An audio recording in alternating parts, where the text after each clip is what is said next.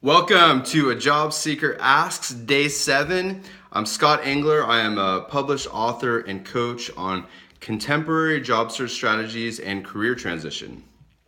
So today's question is, for me, a fun one. It's on salary negotiation. And the question comes from Randy from Los Angeles. Scott, earlier this year, I accepted a position that was less than my salary at a previous job, and I'm almost at the end of my 6-month probationary period. I feel I've been doing great work for the company, but I feel extremely nervous about the idea of asking for a raise because I'm really just not sure how to go about doing it. What should I do? Well, Randy, this is a great question, and I wish I could have one of my all-star clients answer it for you, because what they would hopefully tell you is that when working with me, if they hadn't already gotten the salary that they wanted when they were officially hired on by the company, they would have already negotiated at the time that they agreed to accept the position, contingent of course on their performance, and had that in writing, or else they wouldn't have taken the job at all.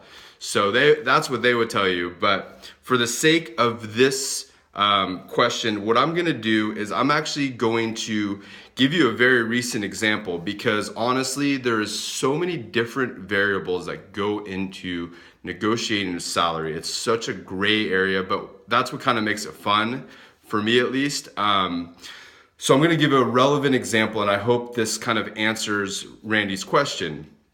So just recently, I was speaking with someone and working with him on this.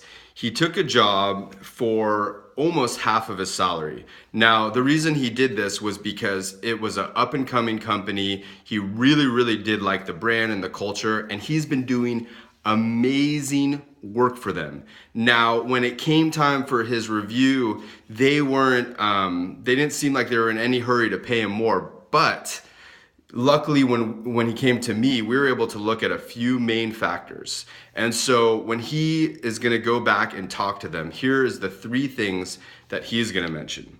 The first thing, and you could do this in a very humble way and just like kind of a matter of fact way, is to point out on paper what he's done for the company. So in his case, he's increased their sales by a lot of money since he's been there. I mean, he really has done incredible work. He's actually expanded their territory in a short amount of time.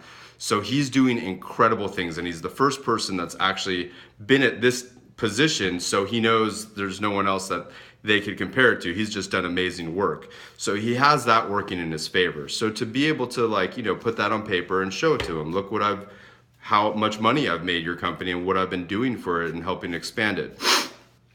The second thing, and you could say this in a way, assuming whatever the context is, but in this context, reminding them, listen, at my previous position at my previous job at the same position, I was paid twice as much. The reason I agreed to take on such a lower salary to begin with was because I really love your guys' brand, your mission, blah, blah, blah. I saw the potential here. But just kind of reminding them, like, look, if you want, to have the best, then you got to pay me what I'm really worth. And this is the reason why I agreed to work for a lower salary to begin with. You guys were newer. I knew you couldn't afford to pay me this amount. I took a risk. So now that I'm showing you what I could do, I want you to, pay me what I'm worth, basically. So that's the second thing. The third thing is is he wanting to stay with the company long term? Does he really like working with the company? Which the answer was yes.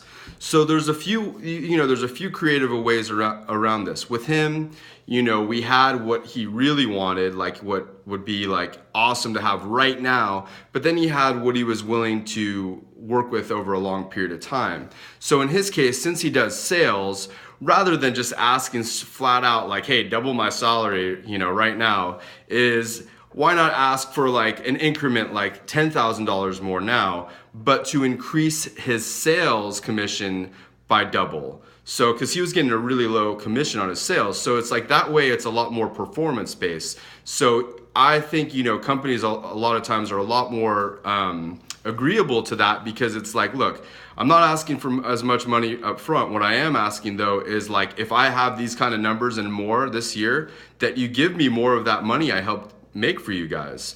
And so that's what we were really working on with him, is like, okay, well, since you did such amazing work for them in your sales, like get a higher commission, and maybe just have an agreement that if you continue to do X, Y, and Z, that they will continue to do, increase your salary or, keep the same commission rate over the next 6 months or the next year, and really get that agreed upon and in writing, whenever possible, because that way it just really alleviates any complications down the road. So I hope that answers his question.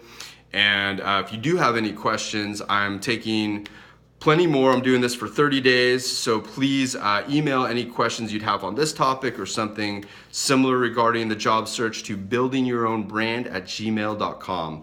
Or you could send me a message below on YouTube or find me on LinkedIn. So have a great weekend, guys, and take care.